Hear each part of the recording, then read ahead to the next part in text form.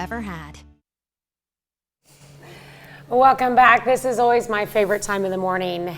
The segment in the cooking segments where we get to try out what we've been making. Trying to make your Monday a little bit better. Yeah, so Lori Horton is with us, and we've been making pistachio pudding cookies. Yes, and we've got everything all set.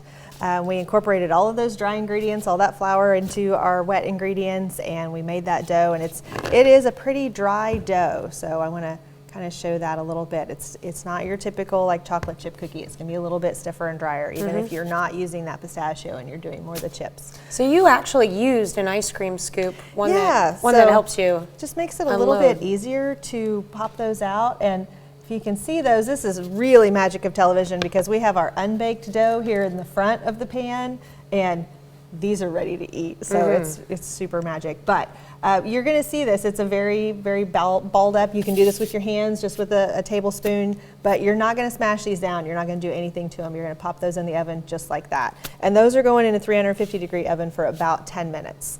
So very simple. You'll notice that they're going to have just a light golden brown. Browning, yeah. Regardless of the flavor, and like a little bit of browning on top. Do you use the parchment paper? These do much better on parchment paper. I think most drop cookies really do. It just gives it that barrier, and you always want to use a lighter aluminum pan.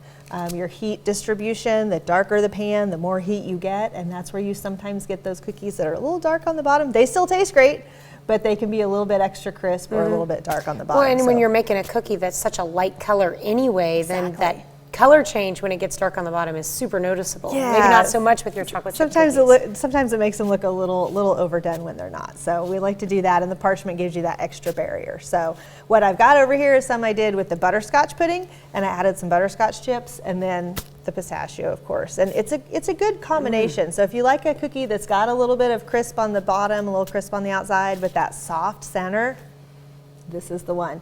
These do up ahead really well, so you can do them a couple days ahead, keep them in a bag. The old trick works, so if you know you're gonna have to have them set for a minute, put them in a Ziploc bag, put a slice of bread in there. It's gonna keep them soft for you, but if you're keeping them longer, they actually freeze really well too. So pop them in one of those tight, Tupperware containers, throw them in the freezer, and then you can have those ready to go when you need them.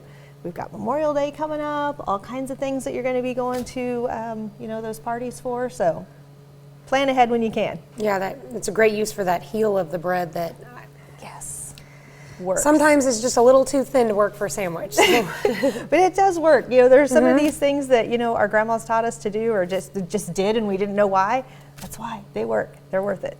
All right, Lori, thank you so much for coming on, and you can find this recipe on our website later this morning, KOAMnewsnow.com. Thank you so much. Thank you. And these are delicious.